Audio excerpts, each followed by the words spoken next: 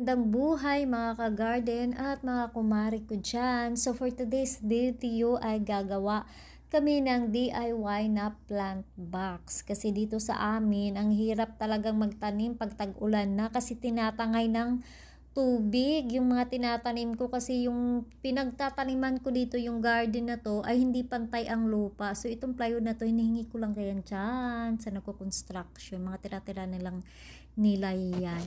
So ito na nga mga kumare, um, bubuuhin na namin to. So gamit lang kami ng kawayan para hindi mo na kailangan gumamit ng ng pako. So kawayan lang, ayan, may pang support na, pang patibay, hindi na yan matumba at madali lang. Hindi mo na kailangan ng ilang pako dyan para siya, tumibay. So itong kawayan na ito, enough na yan sa kanya para hindi siya matumba. So ilang ban gagawin namin? 4. Tatlo pala. Tatlong plant box na ganito. And then gagawa din ako ng plant box na hollow block ang gamit. So meron akong nabili 12 yata. Isa no to 12, 5, 11. So nakuha ko lang tong idea tong ito yung hollow block na to sa kakapanood ko ng mga gardening, about gardening, yung mga pinapanood ko kasi sa Thailand, sa China, kasi ang gaganda ng mga tanim nila, mga gulay. So yung ako naman, ayan, ginaya ko rin naman. At okay naman mga kumare ang kinalabasan. So itong pahaba na to, ang gagawin ko kasi nito ay hahatiin ko pa yan sa tatlo. Dito na part, maglalagay ako ng labanos, ng carrots at chives. And dito naman na part, ang ilalagay ko dyan ay mga herbs. At ito na nga mga kumari, maglalagay na tayo ng lupa kasi kailangan natin talaga yun siya dagdagan ng lupa dahil konti lang yung lupa na nandyan. At maglagay pala ako dito ng tawag niya ng carbonized rice hull. So hindi na ako maglalagay ng Coco Dash kasi masyado ng magastos mga kumari. So ito na lang ang gagamitin kong pangpataba at para sa anti-insekto ba itong ating kakawate. And then ito namang ito namang tawag nito malunggay, tanglad tuloy. Malunggay na ito, to siya? Organic fertilizer. So pwede niyo din yang ibabad sa tubig at yan ang ipandilig nyo. Meron na kayong organic fertilizer. Pero ang gagawin nyo muna mga kumari, pag binabad nyo to, wag nyo muna ipangdilig. So, antay lang kayo ng ilang araw. So, bago nyo siya, ipangdilig sa inyong mga gulay. Kahit na hindi mga gulay, pwede nyo siyang gamitin. Kasi pangpataba naman yan siya. At magdadagdag pa ako ng nito ng lupa. Magantay lang ako ng 2 weeks, 2 araw, 3 araw para taniman ko to kasi bibili pa ako ng herbs sa Pulong Bunga at saka sa Paligawan. Mura lang po ang mga herbs doon, nasa 15 pesos ang isang seedling bag. And then meron ding 20 mga gulay. At pagkatapos nito kasi na na to ni kuya, nalagyan na ng mga lupa, doon na naman ako sa ito. Ayan, ito kasi okay na yan siya. So lalagyan ko na lang yan dyan ng mga chives at saka tawag niyan, dahon ng sibuyas. Hatiin natin sa tatlo. At ito naman mga kumari, yung nabili kong nabili kong hollow block kasi meron pa akong ditong ita-transfer na nito. Kailangan na natin to siyang i-transfer para lumaki, para tumaba. So dito ko to siya ilagay banda kasi kung hindi ko to siya lagyan ng ganito hollow block or yung plywood na kagaya dun pinakita ko sa inyo una, pag umulan yan, wala ka nang mapakinabangan, talagang tatangayin niya ng mga tatangayin na ng tubig. So ito nga, maglalagay lang kami ng carbonized rice hull at saka ipot ng manok. Kaya naglalagay kami ng ipot ng manok pang pataba. Maganda kasi yan pag meron kang ganyan. Kasi organic fertilizer din yan. At maganda ang tubo ng inyong Ang tawag niyan, lettuce or pichay. Tapos nito ay saka namin ito lagyan ng ipot ng manok. Yan yung chicken manure para organic yung gulay namin at yun na yung pinaka-fertilizer niya.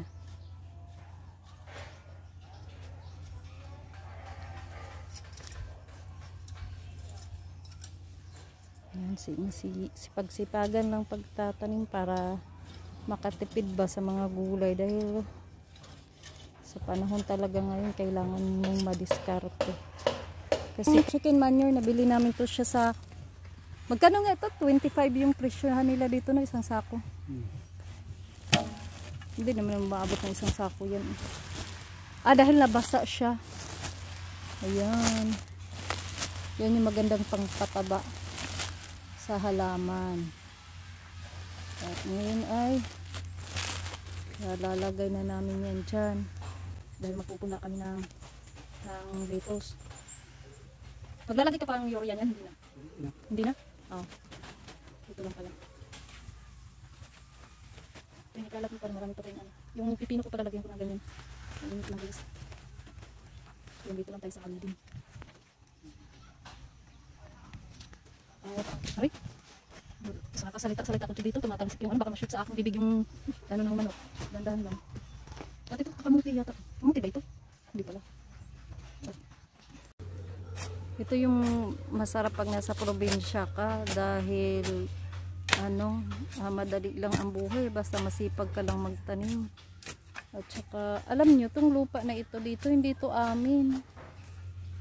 Hindi pa kasi binahayan kaya ayun na garden na lang kami dito at nakita naman ako na may-ari na nagtatanim-tanim, hindi naman ako sinaway kasi nagtanim sila ng mga puno ng mga prutas.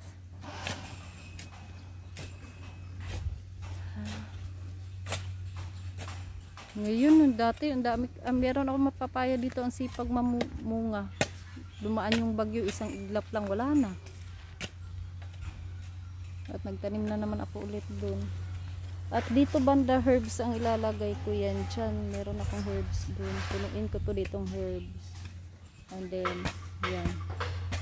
Para matuwa kayo pag tayo planter.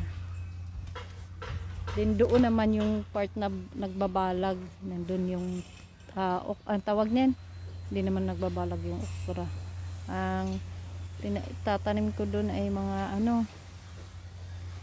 patula, kalabasa, pa, ampalaya. Kasi dito kasi dito yung mga sitaw. Tsaka meron akong bell paper doon. Yun na nga guys. Yan. Nag-update lang tayo dito sa ginagawa namin. Pagkat nalagyan na yan ng fertilizer. And then dito tayo sa part na kailangan mo na siyang basain bago nyo itanim yung gulay nyo. Ayan. 3. Pwede yata niya. 4 na lang pala. 4. Pagkatapos nito, lagyan ko ito ng dayami. Kasi ang dayami, dagdag fertilizer din yan. And then, protection ba sa kasi bagong tanim sa araw. Para hindi mamatay.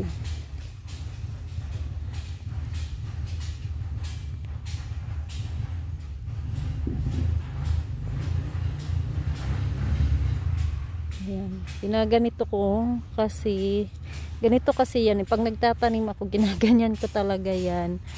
Dahil ganito ang purpose niyan ay tingnan nyo ha. Kukuha tayo ng kunin natin to. Gaganon mo lang din yan ba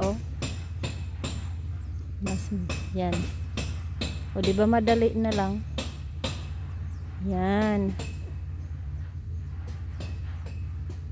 Ba't hindi ako nag-gloves? Teka lang, mag-gloves muna ako.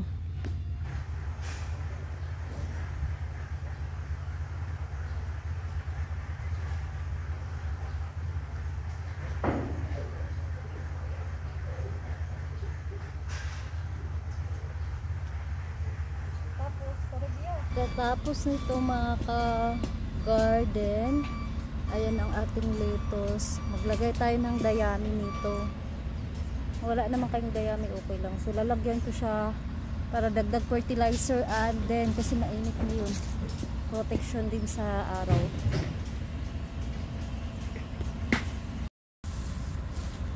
Ayan, maglalagay tayo nitong dayami. Dayami to, diba?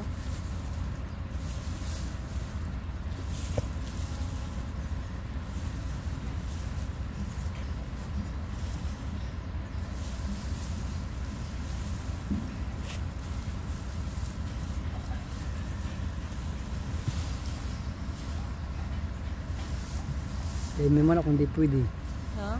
Kung may man ako hindi pwede. Bakit? Makaibutin niya. Buti na lang. Sunod mag-alaga, ano na din ako ng chicken dito, mag-alaga na dito banda ilalagay ko.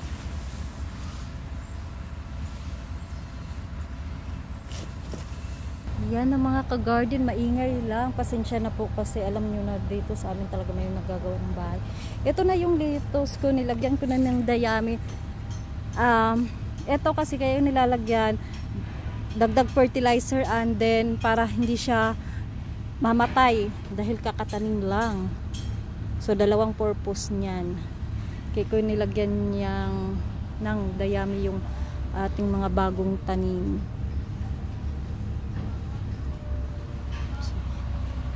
At next vlog natin dito, mag-harvest na tayo. Okay. Yan mga ka-garden.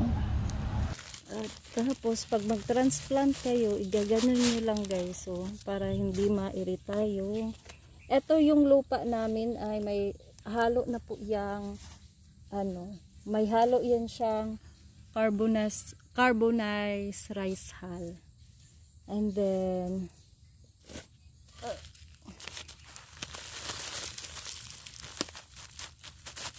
ganyan lang ako transfer ng kasi ako talaga mahilig po ako sa mint. Nilalagay ko yan sa tubig o kaya sa kape.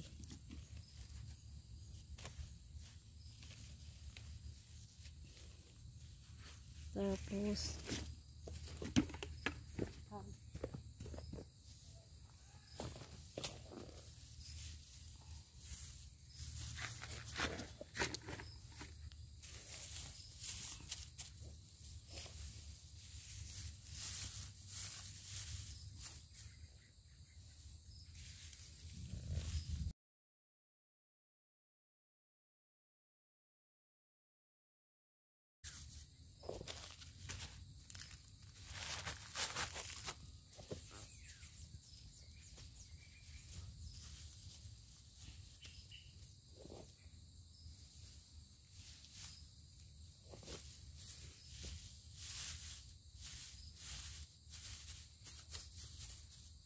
ayan mga kumare, na transfer ko na. Kaya ko siya nilagyan ng ganyan dahil mainit ang panahon ngayon.